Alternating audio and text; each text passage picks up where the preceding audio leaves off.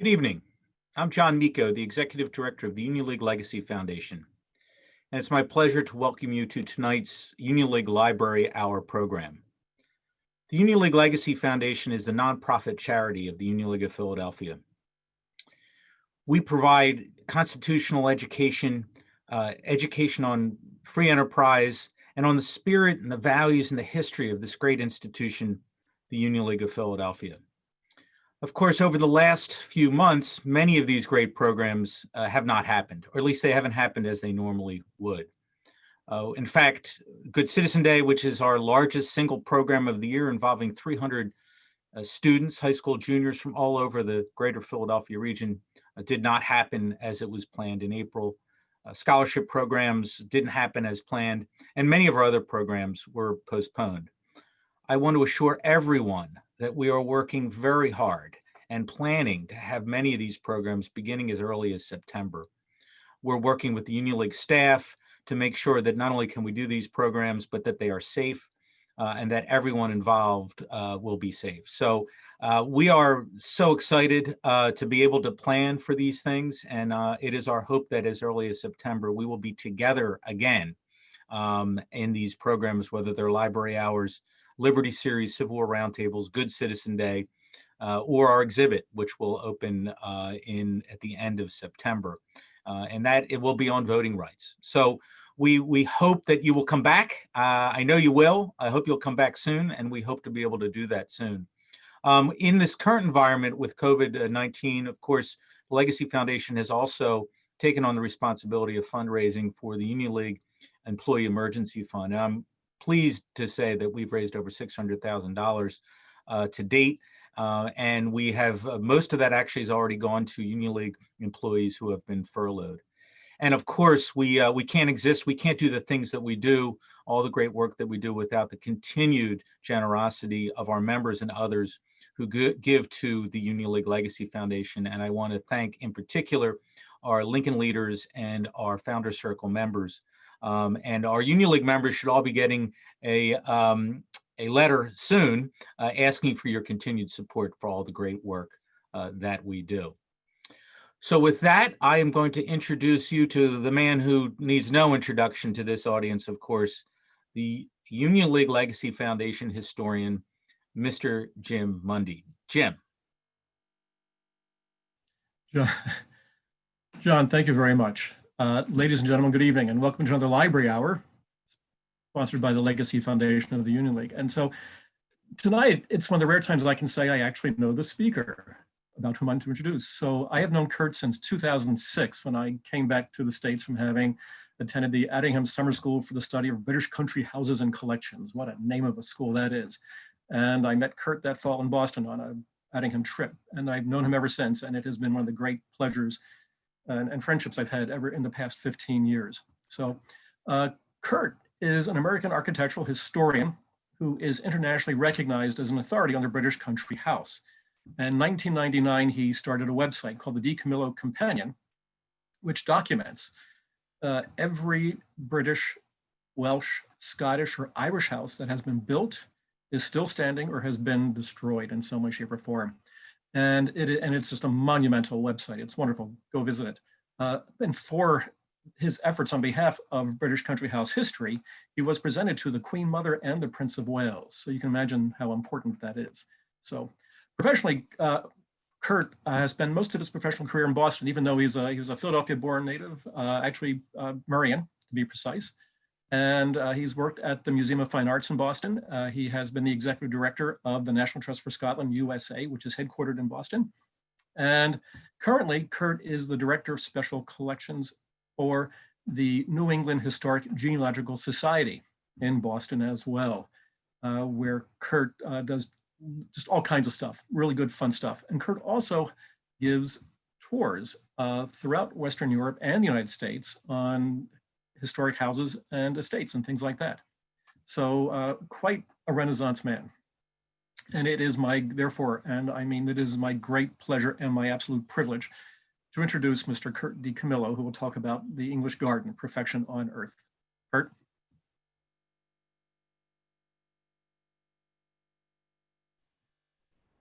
Ladies and gentlemen, thank you so much for joining me this afternoon. I'm sitting here in Boston in the most delightful day. It's what summer should be all about, even though technically, of course, it's not summer. You see behind me a picture of a house called Stourhead House in Wiltshire, which is one of the houses that I'm going to talk about tonight. And I thought it was better that you see that than the mess that is my bedroom, which is where I'm actually speaking from. So on the screen here, I have a quote from Clive Astley, who is the former editor of Country Life magazine. And what it basically says is that Britain's most important contribution to the visual arts of Europe is what he calls the picturesque garden, but what is more commonly called the English garden, which is, as you'll see, a particular look. But before we get there, we need to start at the beginning. And for some reason, hold on just a second, ladies and gentlemen, we're going to try to move ahead here. And there we go. Sweet. So a goose's foot, that's what you're looking at there. A goose foot pattern garden was the standard developed in Italy and France and very much adopted by the British in emulation of Versailles.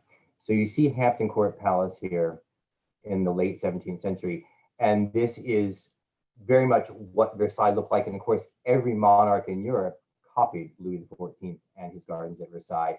And that meant basically a goosefoot pattern, which is one central space with usually 3 avenues radiating out into different directions, and all very formalized and very balanced.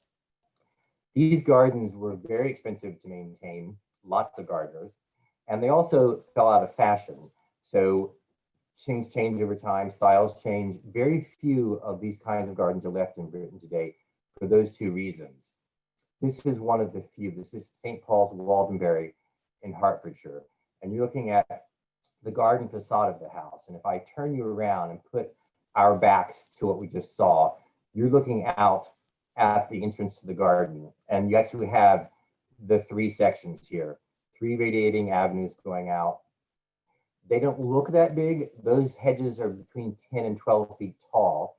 And each of them leads you down a path. And then there are subsidiary branches that come out.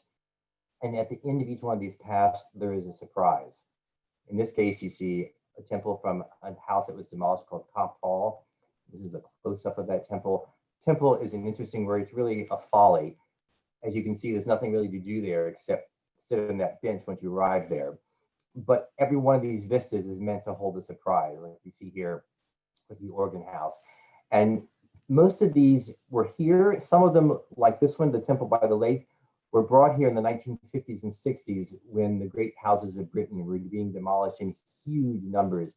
And the owners of St. Paul's Waldenbury bought the follies and re-erected them here.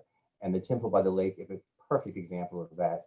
And of course, the lake is another interesting term too, because almost every body of water that I'm going to show you today is an artificially made piece of water to create a picturesque effect. This is one of my favorite little surprises when I was walking through this garden. I've been there, I think, 3 times. This is often one of the secondary, maybe even the 3rd avenues. This is wonderful 18th century sculpture of Venus and Adonis that we think came from France. It's just such delicate love. It just makes my heart go pitter-patter even now. This is the view going back to where we started. So looking into that main middle axis, going back to the garden facade of the house, and you can see how much wider and bigger it actually is, what that earlier photograph gave you a feeling for. So this is the woman who is most famous. This is Mary Eleanor Bowes. She was the only child, Mr. Bowes, who built this house. This is such an important feature that you see the house very much unchanged, painted in to this late 18th century portrait of her. She was very rich. And when you're rich and you don't have a title, you want to marry a title. So in 1767, she married this man, John Lyon, the 9th Earl of Strathmore. And it was an all right marriage, not great. He died in 1776, which made her a really, really rich widow because she had his money plus what she inherited from her father. So this man starts romancing her, Andrew Robinson Stoney. There are two things to know about him that will give you a clue, his character. The first is that he's Irish, which of course is shorthand for bad. And the second is that his last name, Stoney, is the derivation of the word stone broke that we have today. He started meeting her secretly in the garden, actually here at this statue that the family called the Running Footman. It's actually a Roman copy of a Greek statue. And this is actually an 18th century copy of that. They would meet quietly at night. They would exchange love letters.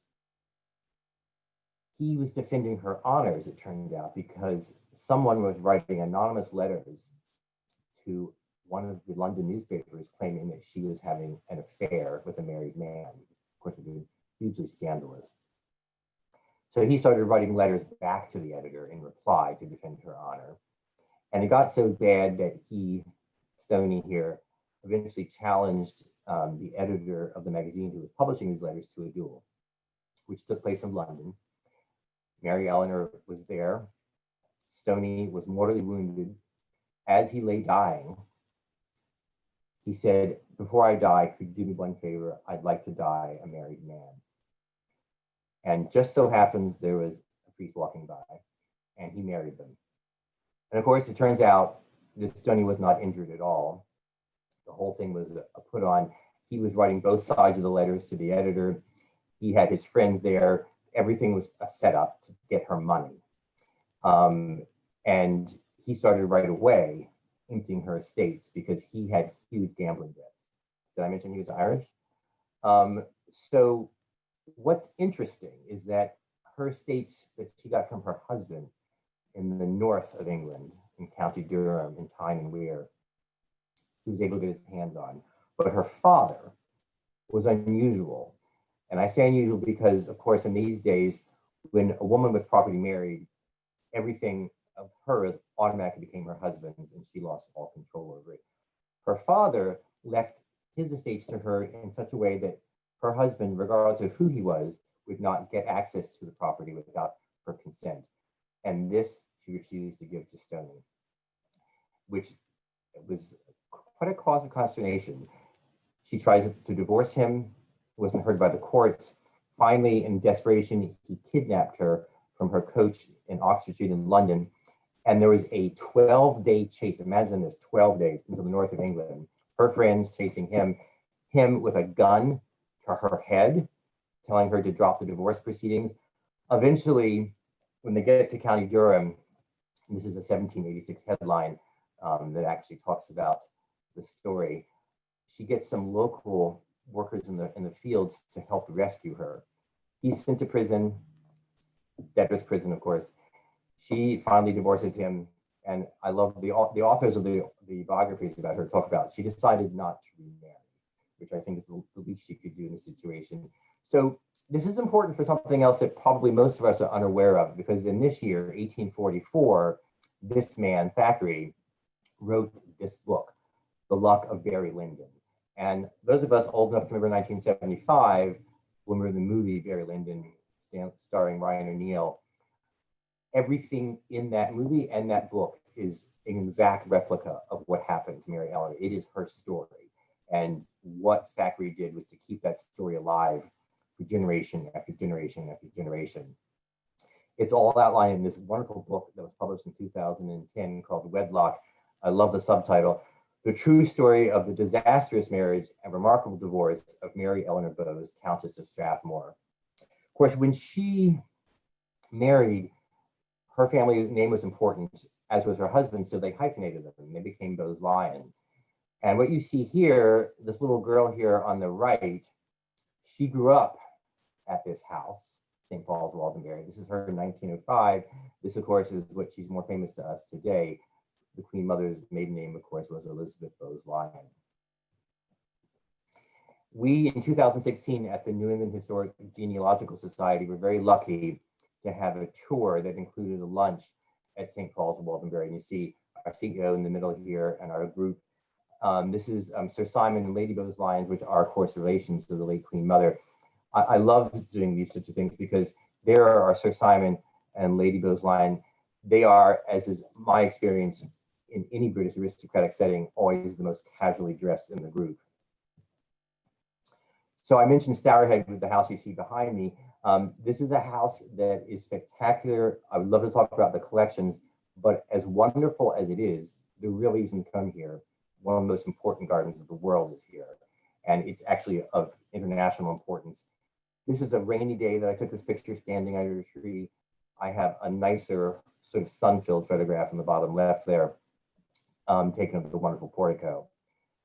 So this garden is unique because of its design and the idea that everything was meandering. So you saw before in what we did with Hampton Court and St. Paul's Waldenbury, very formal things. These are paths that wind and look as though they've been there for centuries, when in fact, everything is planned. Once again, like we saw at St. Paul's Waldenbury, there are surprises. In this case, you're looking at the Temple of Flora, and this is a little bit of history about the layout of the gardens. Were done almost entirely in the 18th century, dotted with temples, grottos, obelisks, and follies, and inspired by three things: Virgil, the writings of Virgil, the writings of Voltaire, and the paintings of Claude Lorraine. And this was very intentional because this was an aristocratic family that built this, the unfortunately named Hoare family, who still exist and still own the only private bank in Britain, Horace Bank. And they were educated, and the only people they invited to their house that walked the grounds, of course, were other educated people. So those people would have been educated not just in the traditional ways, but in the same ways they had. They would have gone on the grand tour, and they would have understood the references, both architecturally and literary, to what they were seeing. This is the most famous view. This is the bridge you see in the front, in the back there on the left, the Pantheon.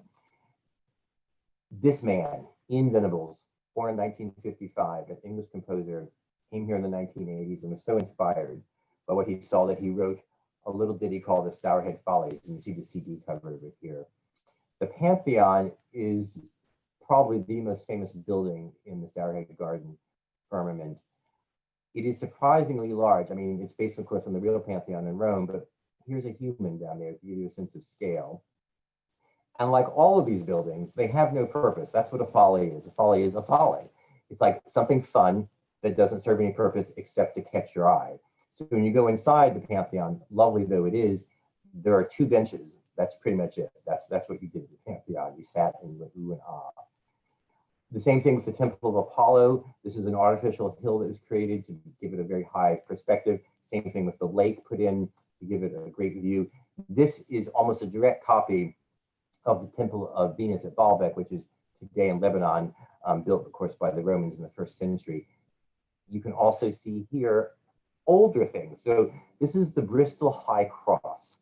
This was in the city of Bristol, built in the 15th century. And in the 18th century, it was going to be demolished because they needed to expand the road.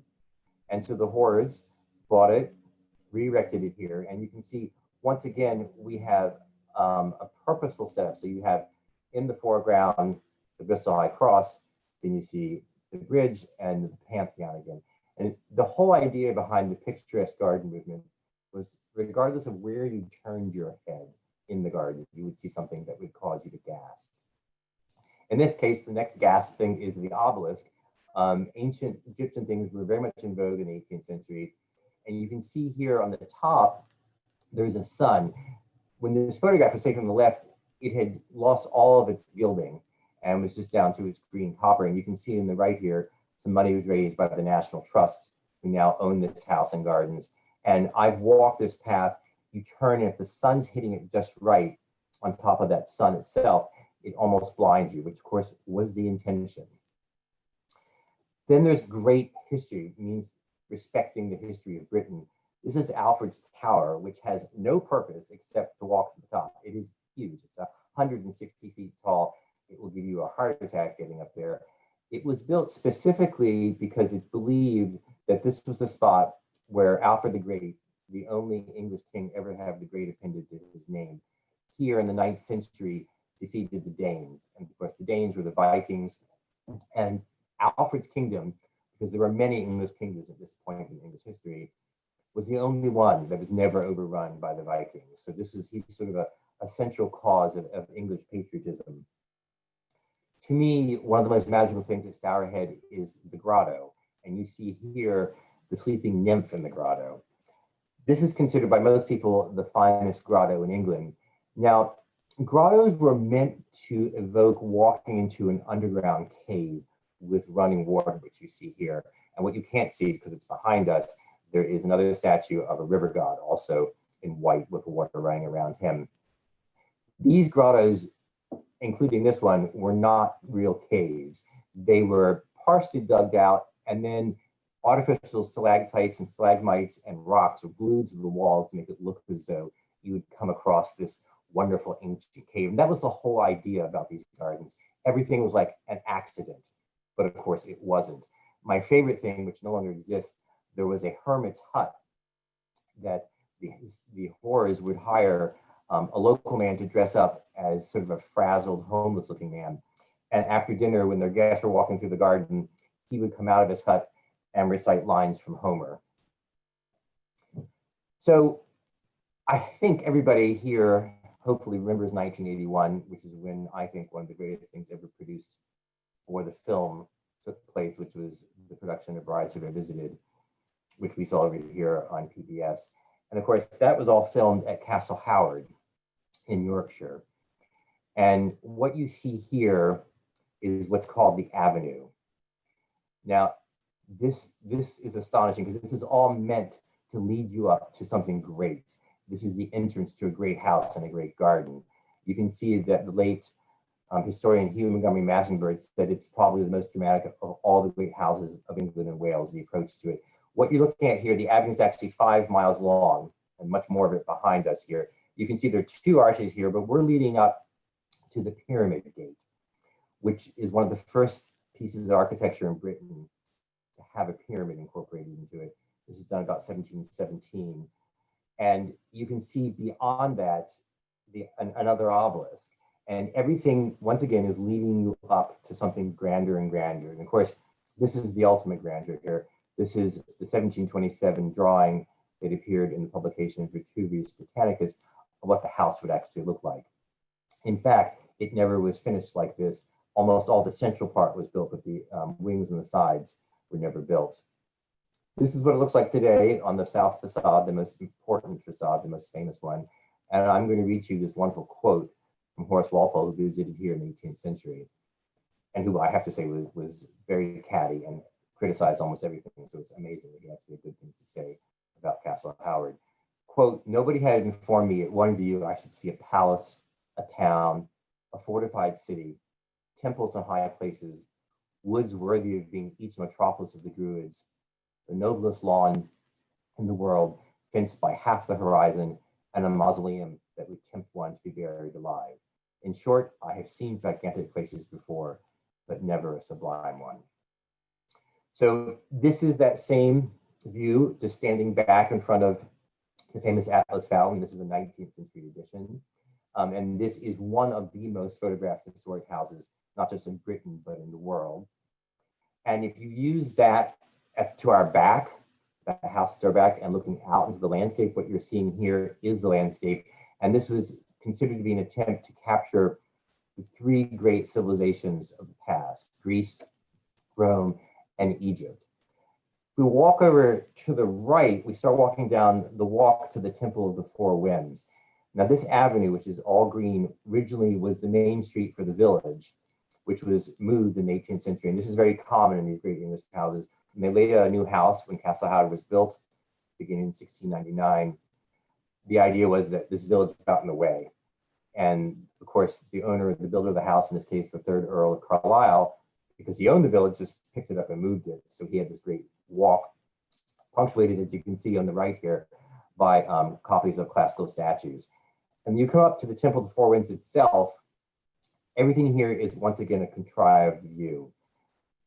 That is the top of the mausoleum, and this is the bridge. We will come back to those in a bit. The bridge is over a stream that was enlarged into what they call a river now. And though a bridge was helpful, it wasn't necessary at this point. All these things were contrived so that when you came out to the Temple of the Four Winds, you could see all this at once. So the Temple of the Four Winds is of European importance because it is considered the most accurate reproduction in Britain of the Villa Rotunda in Vicenza. of course, designed in 1566 by what I think is the greatest architect who ever lived, Andrea Palladio. And you compare these two here, though this is very much in miniature, you can see the similarity. Once again, the Temple of the Four Winds is a folly, didn't have a lot of purposes to it. Its main purpose was to have tea or drinks. This is a photograph taken of one of the walls, very Baroque. It has a lovely domed ceiling done in a Baroque Rococo plasterwork. It's unfortunately not stable, so you can't go into it. It needs a lot of money to help save it. Something that needs even more money is the mausoleum, which you see here, which is of international importance. It's huge, and you can see in the path on the left there, it's doesn't have a paved way. You walk up through lovely lamb and other droppings. It's in danger of collapse. It requires millions and millions to save it. It's famous for its chapel, which is, you're seeing the interior of here. The dome soars up to 70 feet. You can see the wonderful carving inside here. This is the pulpit of the chapel where a service was actually held, and then the body would be taken down into the crypt below and buried. There are, I believe, 36 spaces below for the members of the Howard family, only half of which are filled today. This is the view that I think probably got Horace Walpole all worked up, saying it would tempt one to be buried alive. This is, of course, modeled on the dome of the Pantheon in Rome, and it is, even in its sad state, spectacular. There's no other word for it. It's important to realize what all these people were referencing. And in this case, this is a Claude Lorraine painting of the Apollo and the Muses on Mount Helicon that's today in the collection of the Museum of Fine Arts. This is an imaginary scene, but you can very easily see what the contemporary, in this case, the architect Nicholas Hawksmoor, was thinking when he designed the temple, the mausoleum at Castle Howard. This is a lovely view of the mausoleum and the bridge looking back to the house. They actually look very close. They're really far away. It takes a long time, at least a half an hour to walk from the house to the mausoleum. So to give you a sense of where we've been, this is obviously the chapel, and then this is the entrance to the crypt, which the curator very kindly took me into, and it is just as creepy as you would think it would be. And to show you the enduring popularity of Castle Howard, this is a 2017 Wedgwood dinner plate. Wedgwood still produces this, and not just Castle Howard, I should point out other great houses of England. This is a tradition that goes back to the 18th century, showing country houses on dinner services. Probably a bookend, I would say the two greatest houses in my mind in Britain are Chatsworth and Castle Howard, and you see Chatsworth here in Derbyshire in the English Midlands. The difference is, though both the families that built these houses still own them, in the case of Castle Howard, the Howard family still own and live there. In the case of Chatsworth, is the Duke and Duchess of Devonshire, who still live there. Chatsworth might get an edge for the oomph between the two of them because it's ducal. There's no title associated now with Castle Howard. There once was. Not just a title, but it's a ducal title, and it's a huge estate. It's 35,000 acres, and they have an astonishing collection of art. Just like we saw with that view of Hampton Court, this is a similar time period, bird's eye view of Chatsworth in 1699. You see the house there in the upper left, and you see once again all these formal gardens that are laid out around it. All of this was swept away in the 18th century, the mid 18th century. And this is the view today. I took this photograph from the roof of Chatsworth. This was all done by this man, Capability Brown, who is considered the originator of the English landscape style and is probably the most important landscape designer who ever lived. And what he did here is something he called educated nature, which is, he didn't like the formality of these continental gardens like the Italians and the French had. So it was meant to look like God had done it, but God needed a little help. So this is what you would get. These clumps of trees, these hills, he would put in hills, he would take out hills, he would put in rivers, he would create lakes, all to give you the sense that he was improving on what God had left us. So much of what happens at Chatsworth is related to water and to the manipulation of water. And in this case, you see the weir. This is the beginning of taking huge amounts from the moors that are above the house and channeling it down to use for various water features in the house. You see the viaduct here that comes off of the moors. It looks a little ragtag, but right there where that red arrow is, it stopped. It drops off and drops down into this. So where that yellow arrow is the water dropping down from what we just saw. And then it comes down and it feeds this cascade that you see, which is astonishing in its own right. But the water that feeds the cascade is filtered through this, the Cascade House, built in the early 18th century. And almost every orifice has water coming out of it, including, if you look at the stepped dome, that's all water tumbling down from there.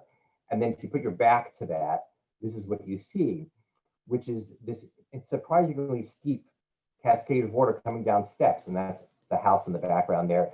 You can see the great vista beyond by Cape Lily Brown cutting through the trees that he put in. It's 650 feet long. It has 24 steps. And the coolest thing about it to me is that those steps are carved out of local stone so that each one of them has a different pattern in it. And each step's a little different height from the one above it. So that when the water falls, each step makes a different sound as the water falls from step to step. This was a very hot day in July that I took this Westie sitting here. It shows you mainly how shallow the thing is. You can also see the Country Life magazine voted the Cascade of Chatsworth the #1 water feature in England. Everything is reused. So that water that you saw coming out of the cascade goes underground and comes up here into this pond that has the Emperor Fountain in it. The Emperor Fountain was created in anticipation of a visit from Tsar Nicholas I of Russia, who never came, sadly, in the 1840s. And what you see here is the man turning it on with its original 1840s key. And every one of those turns that he makes, the fountain gets higher. It's the tallest gravity-fed fountain in the world. And you see it here playing at its full height of almost 300 feet. And I have a person down there once again to give you scale because it's breathtaking. And it's entirely gravity-fed. There is no pump. It's just running downhill. It is so powerful that the water that's generated from this uses its power to put a turbine that's underneath this that generates electricity for the house. And then when you walk into the woods, you come across this, the copper willow tree. So this is a tree of copper, as you can see, and it has water spouting out from all of its various surprising sides. This is activated by a secret sort of a panel that is in the path. You're walking up to it, and the weight of your foot is to surprise you with this water coming out. This happened actually to Princess Elizabeth, the later Queen Elizabeth. I'm sorry, I said Elizabeth, I meant Victoria. Queen Victoria was coming through here when she was a young princess, and it happened just what was supposed to happen. You walk up and you're surprised because you get soaked. So the broad walk that you see here is an astonishing view of so many different things going on at Chatsworth. On the left here is the Temple of Flora. The conservative wall are actually greenhouses, and then the great stables. The stables today, of course, as in most of these country houses, has eating venues and shops and sort of spaces you can rent for having your special event. So, bananas. This is the most popular banana in the world. It's called the Cavendish banana. And I didn't mention that the family name of the Dukes of Devonshire is Cavendish. And it's called that because it was developed here in the Great Conservatory at Chatsworth in the mid-19th century. And this conservatory was the marvel of its time, designed by Joseph Paxton, who was, ironically enough, the gardener, who just happened to have this architectural talent laying latent in him. When it was built, it was the world's largest greenhouse, 277 feet long, 123 feet wide, and 61 feet high. It was such an object of curiosity, and it was anticipated that it would be, that they built a carriage ride. You went through that doorway there on the right, and you could take a carriage ride down and back to view all these exotic plants. It took 300 tons of coal per year to keep it heated during the cold months. And these boilers that produced the heat were buried underground with secret pipes that came out that looked like trees, so it didn't mar the landscape. That only worked as long as there was staff and coal. And in World War I, which was a death knell for most of these great houses, the men, the gardeners, went to war, didn't come back. And coal was rationed.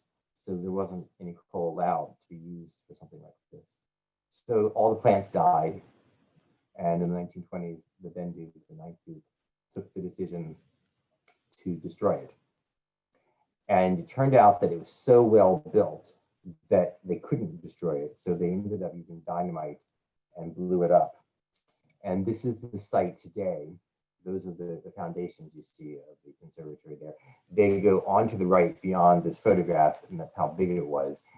In the middle, you see a little enlargement of that on the left, is a maze that was put in the mid 20th century just as an attraction. You can see all the people here. Chatsworth is a huge visitor attraction, over 600,000 visitors a year. And this is sort of the progeny of the Great Conservatory. This is the Crystal Palace in London, designed by the same man, Joseph Paxton. His conservatory at Chatsworth was so famous that Prince Albert engaged him to do this. This was opened in 1851, and it was the first World's Fair. All the World's Fairs after were based on this. This building lasted in various forms for over 100 years before it burned in the late 20th century. In the old days, a country house was the center of an agricultural estate. And of course, there were no supermarkets, there were no markets of any kind, really. So everything had to be grown or raised locally. And Chatsworth, because it is such a big estate, and because the late Duchess Debo was so much into the idea of everything being local, the kitchen garden, which you see here, is pretty much a 20th century creation of one that had existed for centuries. And you see in those greenhouses behind things that are grown for the house to use, and even the pretty flowering plants there, most of them are edible.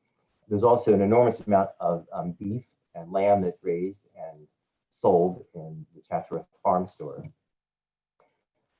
The late Duke and Duchess, that would be Debo again, were very much believers in having new art added both to the house and to the ground. So in 1999, they commissioned this from the artist Angela Connor called the Revelation Fountain.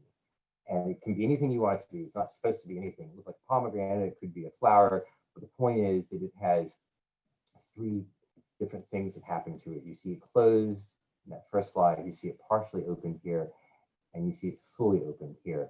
And it's powered entirely by water. There's no electricity involved. And you can see a little bit of water bubbling out from the top of the globe there.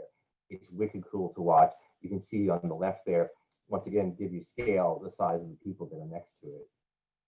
And all of this works, of course, only because of the gardeners. And you see, this is about probably 15 years ago, a photograph of the garden staff there. This is easily 20% of what it once was, even though the grounds are probably better maintained now than they were 100 years ago. The reason they can do that with great reduction of staff, of course, is because of technology. I remember seeing one of these young gardeners being interviewed years ago on a BBC program. And Chatsworth is not near any major city, sort of in the middle of nowhere. And the interviewer from the BBC was interviewing this young guy, and she was clearly mystified as to why he would choose to, 1, to be a gardener and 2, to be a gardener here. And she said, so why do you stay? And he looked like, well, what a question. And he said, well, because my father was a gardener here and my grandfather was a gardener here. And that's very much a sense of community that you find at a lot of the great houses, but particularly at Chatsworth, where these people are taken care of. You work, I believe, for 20 years, and you get a house for free for the rest of your life for you and your spouse. It's a real sense of family. This is possibly my favorite garden that I'm going to show you. I hate to pick favorites, but this is Iford Manor in Wiltshire. This garden is very little known compared to the other 2. It's still owned by, not its original family, but by a family that's had it for about 100 years. You see it here in the River Frome, and on the left there, that bridge, which the family owns, is this wonderful statue of Britannia, which I have a close-up of here. This is very much indicative of how the Brits saw themselves, certainly by the 18th century, which is as the modern Rome. And Britannia was just a repurposing of Roma, the goddess of Rome, and sort of in this case, meaning the ruler of the world. The house, which you see here, has a Georgian facade. There are Tudor elements behind that. The house isn't open to the public, fine house, but you're here only to the garden. And that's because of this man, Harold Peto, who bought this in the early 20th century. So this is the only 20th century garden we're going to see. And nobody wanted this for a garden because behind the house, it's very steep. And obviously steep things are very difficult to put gardens on effectively. Where this red arrow is where you have the entrance that Peto created in the garden. Peto, I should say as an aside, was an architect and a landscape designer. He built this loggia, and everything you're about to see is all rooted in the ancient past, particularly in Rome.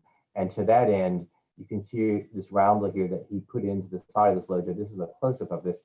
This is probably a 16th century Italian, I would say we could call that a bust. Well, not really. It's a bas-relief of a Roman emperor. And very important in his way of thinking, Peto, is that flowers were not the only reason to visit a garden.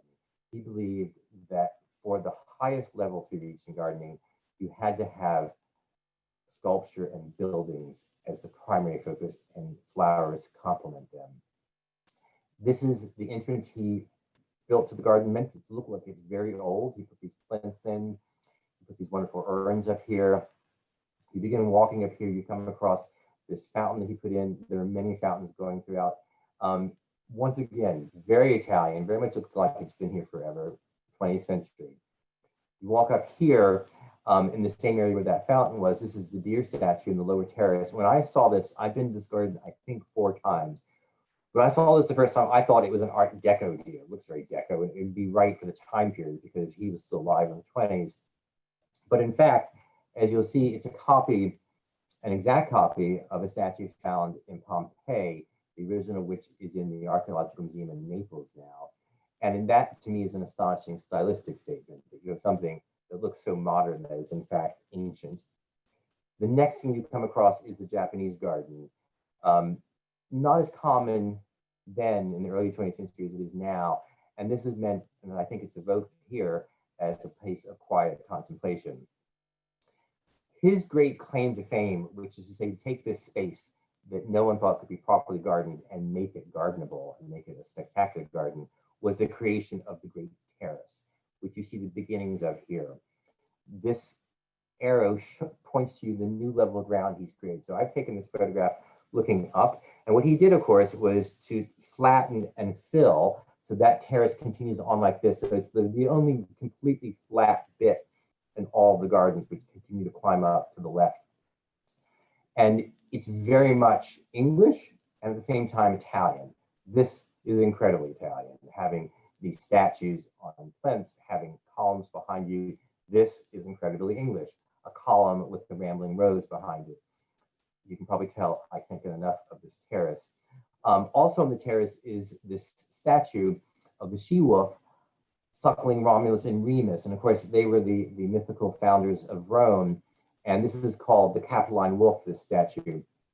It is probably 12th century. It's in the Capitoline Museum in Rome.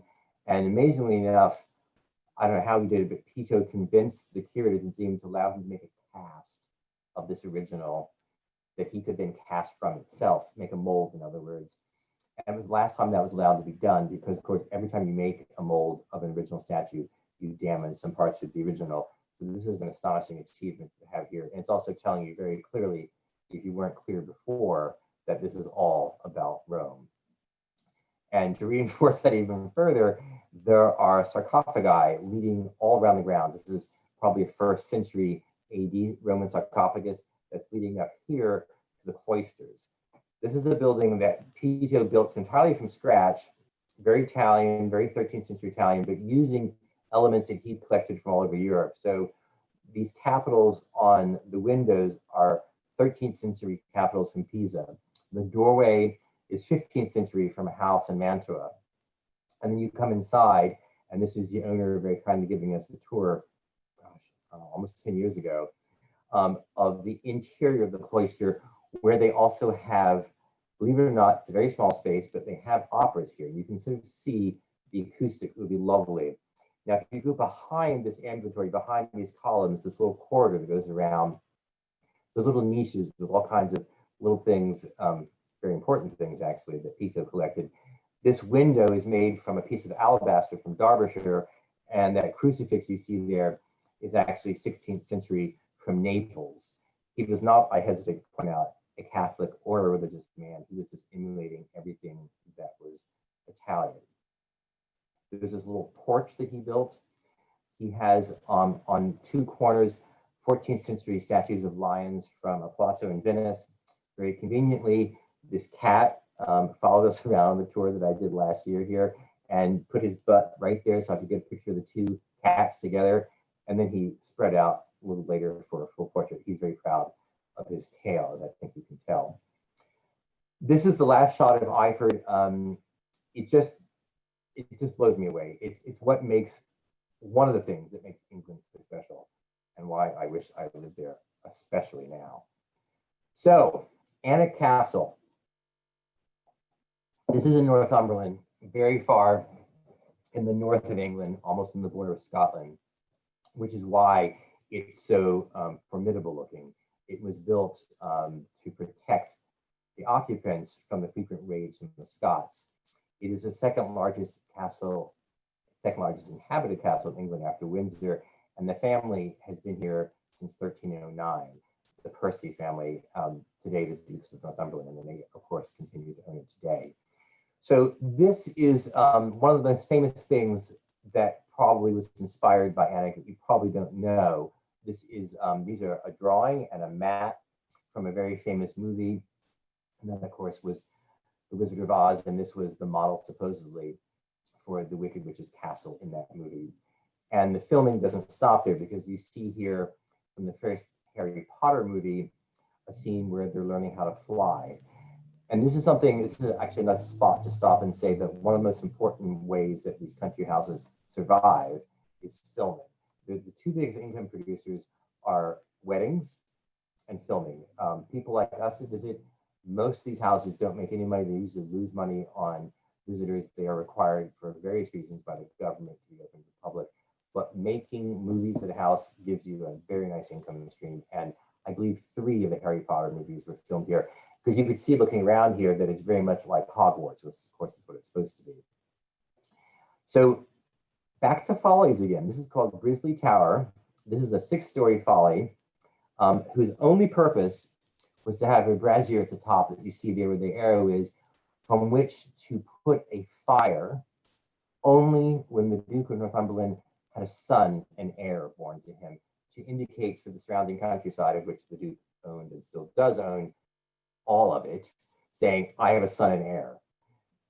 The current Duke has realized this is an income producing possibility, so this is now a house. It is a house for a young person, as far as I'm concerned, because there are 6 rooms on 6 floors, and that's a lot of walking up and down. So the current Duke and Duchess inherited unexpectedly in the 1990s. The current Duke's brother died quite young, in his 40s, without any children. So the brother, the current Duke, inherited. He was sort of the manager of the Duke's estate. And when he became Duke, he said to his wife, the current Duchess, we have to move into the castle. They had a very nice house in the grounds that was not the castle.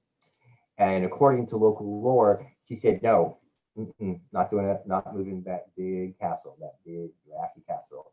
And this apparently went on for some time. So finally he said, what is it going to take to get you to move in there? And she said, I want to redo the garden. And supposedly he said, fine. So far she spent about $30 million on the garden. And what you see here is 1996 when she took over, and this is the very same view today. And it doesn't end there. This is the walled garden, which is at the top of that view in 1996. This is that same view today. This is a wonderful thing she's put into the walled garden. These are bleached crab trees, crab apple trees that everything you see is meant to be a different kind of a garden. And what the Duchess has done, it's not just a lot of money, it's a lot of money that has created the most important tourist destination in this whole part of England. Because as wonderful as a house is, as much as I love houses, you go into a house so many times and you've seen it. A garden changes year after year, season after season, so that the Duchess has been very smart about marketing this garden. This is another view of the walled garden. Once again, like with the other gardens, so much of what we do involves water. And this is a little canal that leads down to another canal, in this case, the terrace garden, and this leads back here to the Grand Cascade that you saw a few moments ago. The Grand Cascade is controlled by a huge computer system that has patterns of water. I believe it's over 500 different patterns of water. And those 3 levels you see in the front there were built purposely to be used as a stage. So at night, in the summertime, they'll produce plays here, and the sets will be the water. The water behind will have different colored lights put on it and different things projected on it. So you can actually have a background that looks like Hamlet's castle, for instance. But it doesn't end there. You have something I think that is quintessentially English. The idea of a wild meadow, of course, is nothing like that. It's actually very purposely done to look wild. And the most popular thing in the garden, which is the poison garden, everything in this garden is poisonous. And so much so that you have to keep your hands in your pockets. Some of them are so poisonous that you can die by touching them. If you go at night, which is wicked cool, those 2 torchères are lit with these naked flames leaping up. And because this is by guided tour only, you can't just walk in here like you can in other parts of the garden. So you have to go and get a ticket here at the hut. And when I saw this, it reminded me of this hut, which appeared in this movie, the Harry Potter movie. This is Hagrid's hut. And so much of this resonates to me because when I was in college, I grew up in Central Florida. I worked at Disney World. And the most recent thing is the treehouse that the Duchess has created, which has restaurants in it and playrooms for kids, which reminded me an awful lot of the Swiss Family Robinson treehouse of Walt Disney World. The ultimate acclaim, of course, is to have the Queen come and visit. And you see the Duchess with the Queen in 2011. Of course, the Queen, like basically every Brit, loves gardens, but it is the ultimate compliment to have the monarch visit your space. This is the back of the Duke wearing his famous sweater. Please don't ask me about the bloody garden. It's important to remember that bloody is considered a cuss word in Britain. And I suspect $30 million later, that's why the Duke has this sweater on. Even though this is a lecture about England, I have to talk about the other 2 constituent parts of Britain with 1 slide each. And you see here the Scottish entry in that category. This is Drummond Castle in Perthshire. So this is important because it's a very formal French garden laid out in the 17th century. And it's literally in the middle of nowhere. And you might say, why is such a sophisticated piece of landscaping in Scotland, which was by almost any measure very much behind England for much of its existence and culture? And that's, of course, because there's something called the Old Alliance, which is spelled A-U-L-D. And that, of course, is an example of your enemy's enemy is my friend. So the biggest enemy that Scotland had was England, and the biggest enemy that France had was England. So they were allies for years, and the greatest French fashions, the greatest French wines, in this case garden designs, came to Scotland before they came to England. And this is, to me, one of the most amazing gardens I've ever been to. This is in Wales. This is Bodden Garden, owned by the National Trust now. You see the laburnum arch here, which is 165 feet long, and it blooms in late May, early June. I was very lucky to get this photograph in early June, probably about 20 years ago. Believe it or not, it's actually raining. There's no sun. It looks like it's sunny because of this incredible yellow blossoms. And for this and many other reasons, this is considered one of the most spectacular gardens in the world. This is a 19th century garden. It wasn't started until the 1870s. The family who started it and gave it to the trust in the 20th century still live in the house today. And that, ladies and gentlemen, is the inn. You see here a lovely photograph of the late Miriam Rothschild at her house in Northamptonshire. This is, to me, a perfect example of English garden. And all of these gardens that I talked about are on, I very shamelessly promoting my website here, DiCamillo.com that you heard Jim mention earlier. Everything is listed there. All these gardens are open to the public as well for anybody to see.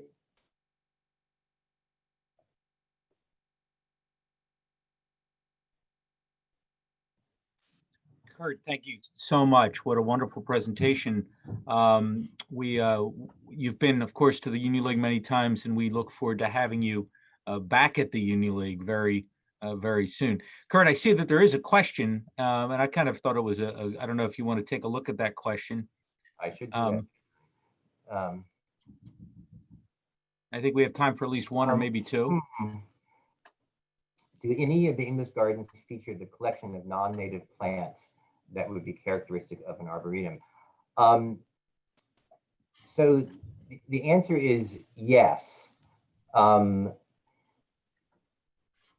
Because of the British Empire, plants were brought back from all over the world. And you find oftentimes microclimates, and you even will find Asian gardens that pop up that are astonishing in their variety. But they happen in places like Cornwall where there are little warm spots. And there are arboretums all over Britain that have exotic plants in them, because as you can imagine, Brits being the plant-loving people that they are, they love plants of all kinds, and particularly exotic ones. I'm sure those of you who have been to Britain frequently are familiar with Wellingtonias, which we call redwoods. They were, of course, brought over from America to Britain, and of course, they wouldn't call them what we call them. They had the name of them after the Duke of Wellington. So this is hundreds of years of history of bringing exotic plants back. Most of them didn't survive, but those that did, like the Wellingtonias, have done very well indeed. And maybe time for one more question I see there, Curt. Sure. How often do gardeners take scent into account? Wow, I have no idea. I have no idea, but I can tell you that they take blooming into account, meaning if you have, for instance, most Brits want gardens to be blooming all year round. So a herbaceous border, which is very common in Britain, is usually planted so that there's always something in bloom, and their climate is so much milder than ours. It's hard for us to imagine that in January anything would be blooming, but they do have things blooming in there in January. So I would say there certainly are gardens that are planted by scent. I don't know of any gardeners that do that specifically. It's usually by color and by getting something blooming every time of the year. That's the focus. All right, we're going to go with one more question, and then we're going to sign off. Sure.